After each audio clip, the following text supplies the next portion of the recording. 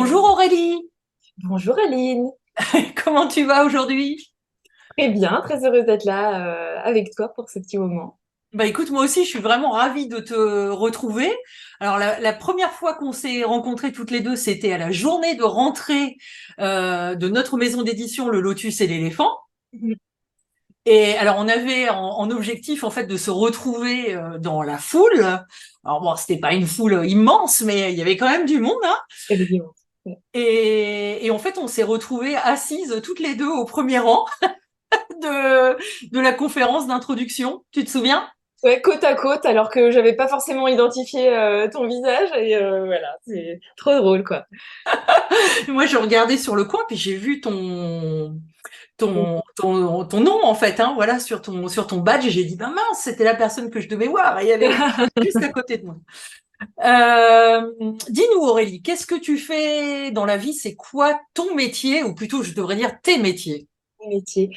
Dans la vie, je suis journaliste et j'ai la joie de pouvoir exercer mon métier dans un domaine particulier qui est celui des spiritualités. Je travaille pour le média Inexploré, anciennement INRES, depuis 10 ans. Donc, j'écris des articles pour le magazine, je réalise des documentaires aussi, donc court ou long format.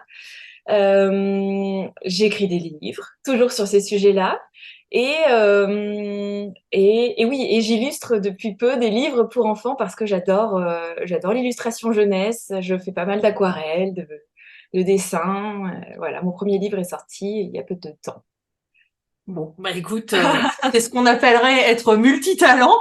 J'ai Un bon envie de- Gémeaux, Comment? un bon Gémeaux, Un bon Gémeaux, un touche à tout. c'est ça. Et alors, au Monde en Rose, donc ton intervention, c'est dimanche en fin de journée à 18h30. De quoi tu vas nous parler, Aurélie? Je vais vous parler du sujet que j'ai abordé dans mon dernier livre sur les lieux sacrés. Donc, j'ai sorti un guide des lieux sacrés en France et je vais vous initier à une nouvelle compréhension. Enfin, elle n'est pas très nouvelle en fait, à une compréhension séculaire, ancestrale de nos lieux sacrés, puisque les bâtisseurs, notamment les bâtisseurs des cathédrales, mais aussi des dolmens, des menhirs au néolithique, étaient des initiés. Et ils avaient des connaissances en termes d'architecture, de géométrie, ils étaient reliés à leur environnement aussi, donc ils orientaient les édifices de manière particulière. Donc, dans l'idée, je vais d'abord vous présenter le sujet, vous donner Mhm. un peu des codes de compréhension sur la symbolique, la lumière, les orientations. Et surtout, dans un deuxième temps, je vais vous expliquer comment visiter un lieu sacré parce qu'il y a quand même, une fois encore, des codes, des clés voulues par les bâtisseurs pour, euh, pour aller transformer quelque chose. Les lieux sont voilà, des ponts entre terre et ciel avec les êtres humains comme antenne. Euh, donc, il y a des tas de choses à alchimiser dans ces lieux.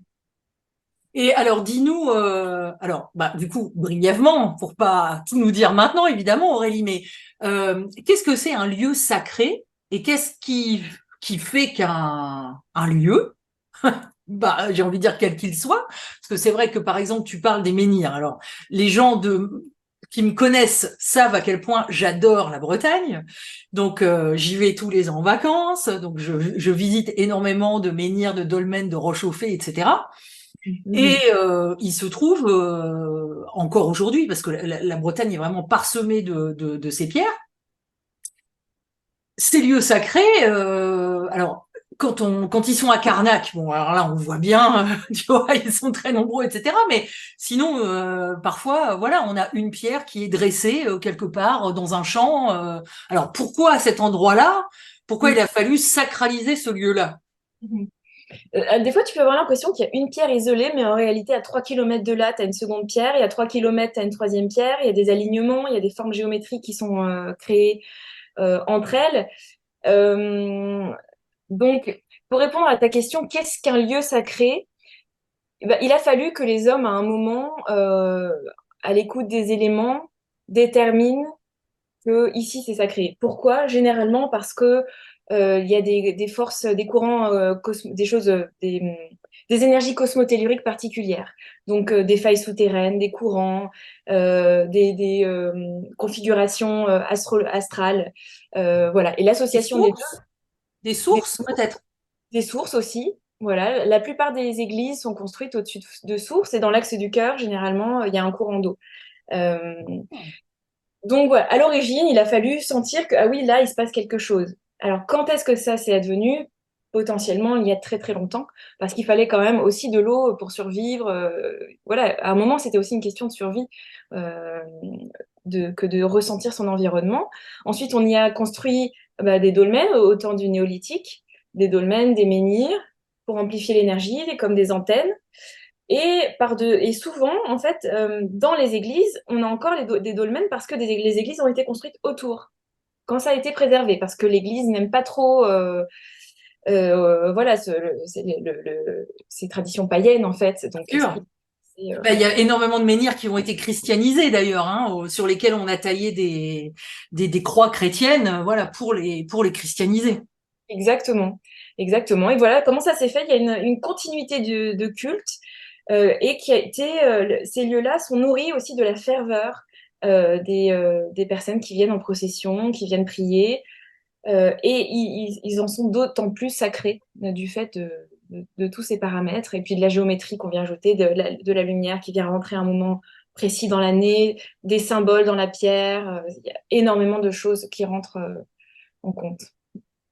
Donc en fait, nous, aujourd'hui en 2023, quand on vient sur un lieu sacré depuis des centaines d'années, voire des milliers d'années, euh, si je comprends bien, on ressent quelque chose au plus profond de nous, j'aurais Mhm. envie de dire dans notre inconscient collectif, qui prend forme aussi dans notre inconscient personnel.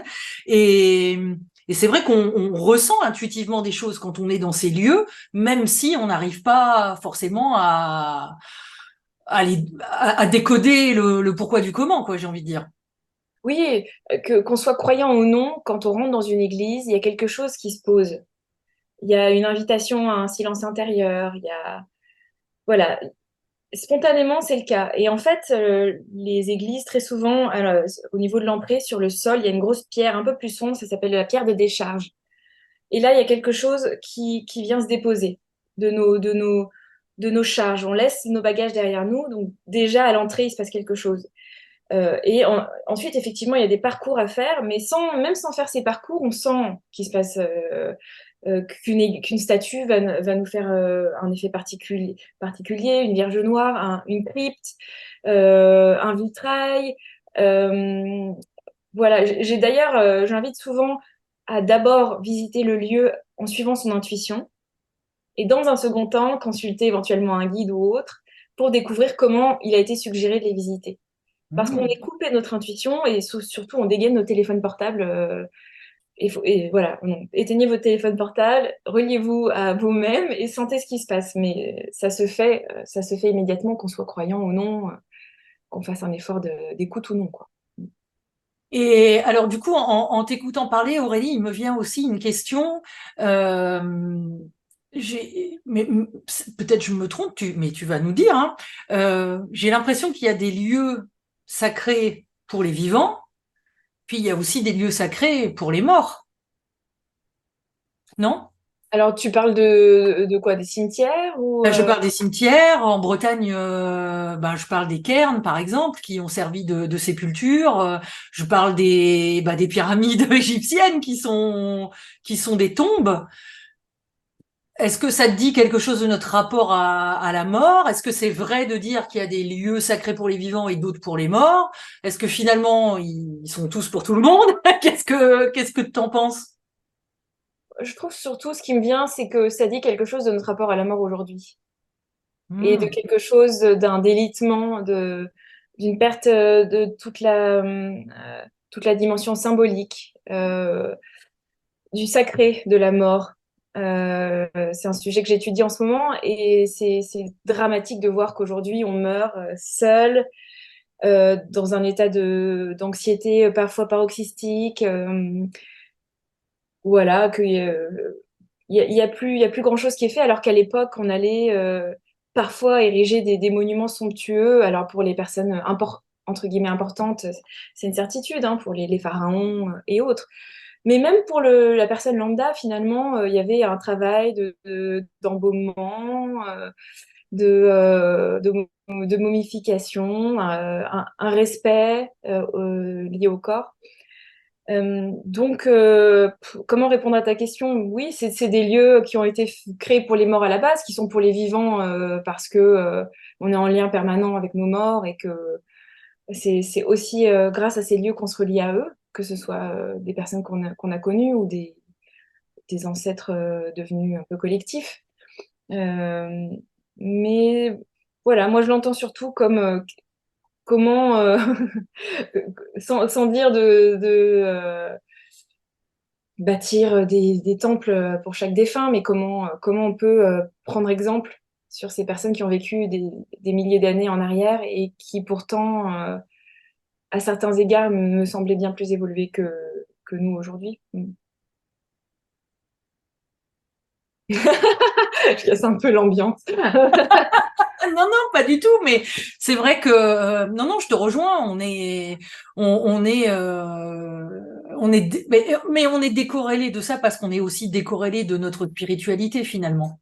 Oui, oui, Donc tout à fait.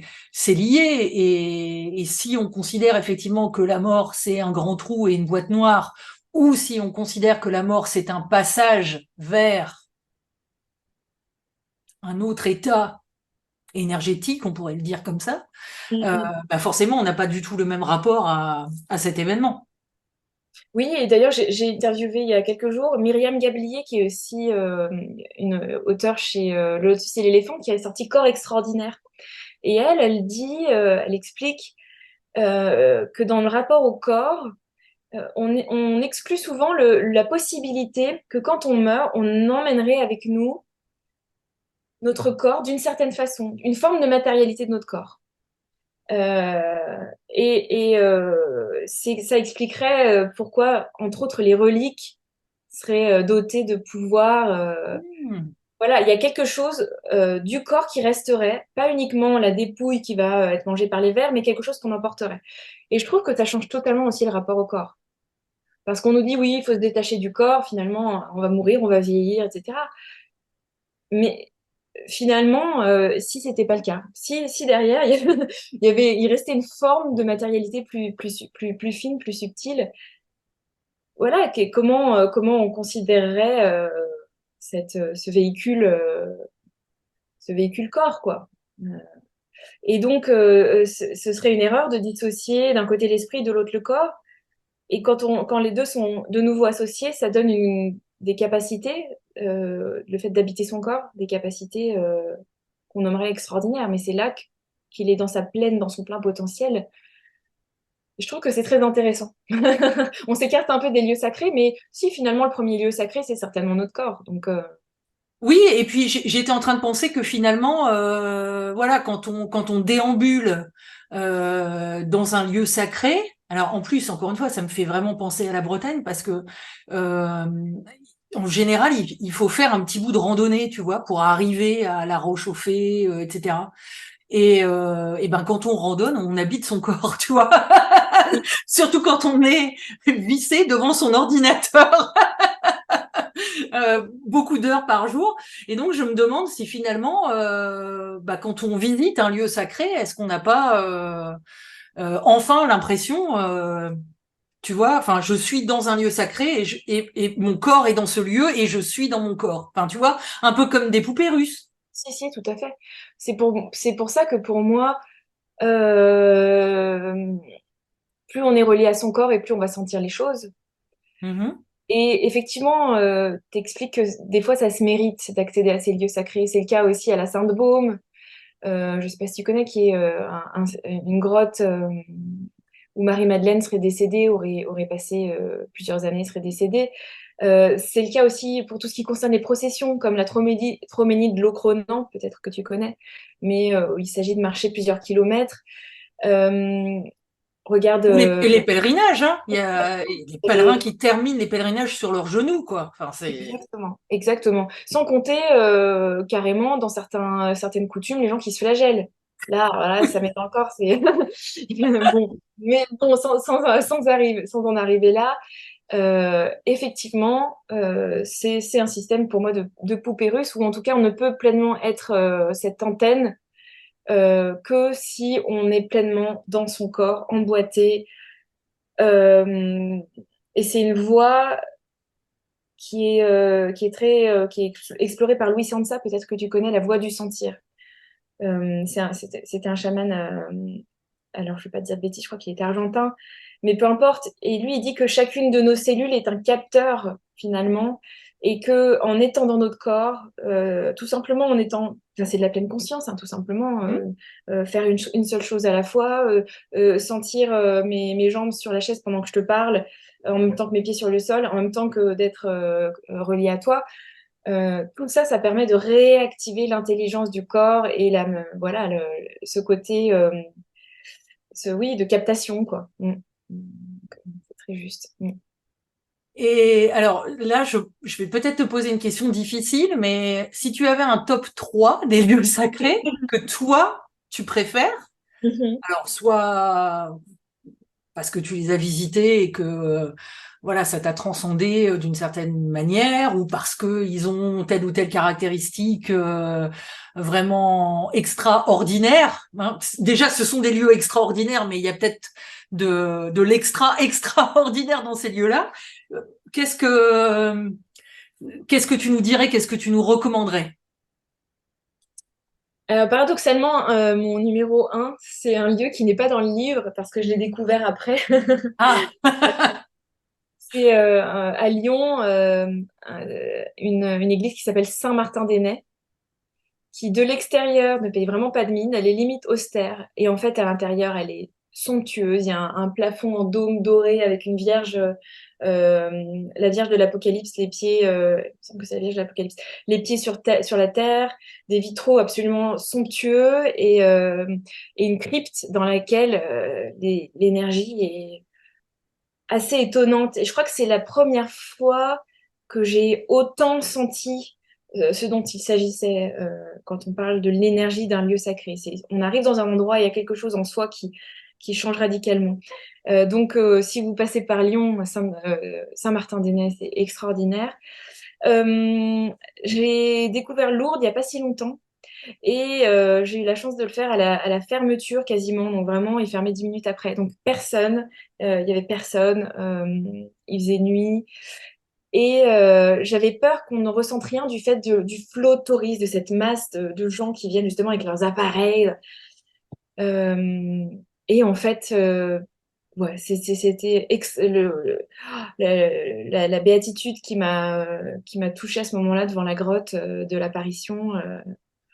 Était vraiment magnifique. Et en trois, ouais, il y a des arbres en fait. En fait, j'aime bien l'idée aussi qu'autour de soi, il y a des lieux sacrés qui le sont peut-être que pour soi parce qu'il y a un lien, un rapport particulier. Alors, par exemple, un arbre maître. J'ai la forêt à 3 minutes d'ici et il y a deux chênes à l'orée de la forêt qui sont magnifiques. Il y en a un qui m'apparaît plutôt féminin, l'autre plutôt masculin. Ils sont énormes. Et des fois, je vais poser mon dos contre le chêne en faisant attention qu'il y a une personne qui va me prendre pour une illuminée. Mais voilà, c'est ces petits coins autour de chez soi qu'on vient nourrir de notre propre énergie. Euh, voilà, je sais pas si ça te convient. ah ben, ça me convient parfaitement. Si, si, si. D'autant que j'y avais pensé, ça aussi, à ces lieux sacrés qu'on peut avoir bah, quelque part uniquement pour soi. Et j'avais en tête de te parler de l'arbre de Julia. Alors, Julia, c'est quelqu'un que j'ai rencontré et que j'ai formé au tarot. Et elle nous l'avait même pris en photo pour le groupe. Tu vois, c'est bah, dans le parc à côté de chez elle, un arbre avec 5 ou 6 troncs, tu sais. Et elle adore, voilà, aller balader dans ce parc et aller voir, entre guillemets, son arbre. Bah, exactement comme tu viens de nous le raconter. Donc, voilà, tu nous confirmes bien qu'on peut avoir des petits lieux sacrés à soi. Oui, oui, c'est comme les relations humaines. Et je me souviens d'ailleurs, en t'écoutant parler, que quand j'étais petite, j'allais systématiquement sur le même arbre, avec califourchon, me poser et poser mon oreille et j'entendais que il y avait des petits bruits dans le tronc. Alors c'était certainement, je sais pas, des termites ou des fourmis. Et je me disais que c'était l'arbre qui me parlait. Et puis il y avait tout un truc, l'imaginaire de l'enfance. Mais voilà, spontanément, les enfants le font. Ça tisser un lien avec une pierre, avec un arbre, avec c'est ouais, c'est des rencontres. Et, et, et, et tu nous as parlé donc dans ton top 3, si on peut dire ça comme ça, de lieux où c'est le féminin sacré finalement qui est dans ton top 3. Co- Comment tu expliques ça? Est-ce qu'il y a des lieux plutôt masculins sacrés? Est-ce qu'il y a des lieux plutôt féminins sacrés? Est-ce qu'il y a des lieux syncrétiques, masculins et féminins? Comment ça s'articule? Ah bon, j'aurais envie de dire que tout ce qui est grotte, tout ce qui est cavité évoque l'utérus. Mhm, C'est des lieux éminemment féminins. Après, tout ce qui est pierre dressée, obélisque, évoque plutôt le yang, le phallus. Et puis, il y a des lieux syncrétiques comme Gavrinis, qui est alors, attends, comment on appelle ça? Je crois que c'est une table dolménique, euh, qui est sur une île euh, au large de la Bretagne. Et en fait, Howard Crowhurst, qui est un chercheur indépendant britannique installé en France, a découvert que donc il y a deux grosses pierres au fond de l'édifice. Donc c'est comme une longue cavité, enfin, des pierres dressées recouvertes d'autres pierres. mhm. Et au fond, donc il y a ces deux pierres, l'une qui est éclairée par le soleil au solstice d'été, j'espère pas te dire de bêtises parce que je suis pas très bonne pour les dates, et l'autre éclairée par la lune à un autre moment de l'année. Et bref, en gros, c'est l'union du masculin et du féminin. Et c'était certainement une grotte initiatique où il y a aussi tout un tas de gravures qui évoqueraient l'énergie avec des vagues. Donc il y a des lieux où effectivement c'est l'union des deux qui vient encore créer autre chose, amener un surplus certainement d'énergie, de puissance. Mm. Bon, bah écoute, j'ai vraiment hâte, Aurélie, de te retrouver ce dimanche là, le 15 octobre, pour que tu nous en dises encore plus, voilà, sur comment se connecter à l'énergie des lieux sacrés. Et j'aurais presque envie de dire bien les visiter. Mais et je pense que voilà, je pense que ce sera absolument passionnant. En tout cas, moi, je sais que ça va me passionner, Aurélie. En tout cas, je me réjouis de passer un petit moment avec toutes les personnes inscrites et de pouvoir leur transmettre ce que je sais à mon humble niveau.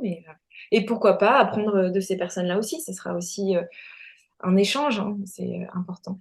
Ça me semble important. Merci beaucoup, Aurélie. À bientôt. À bientôt!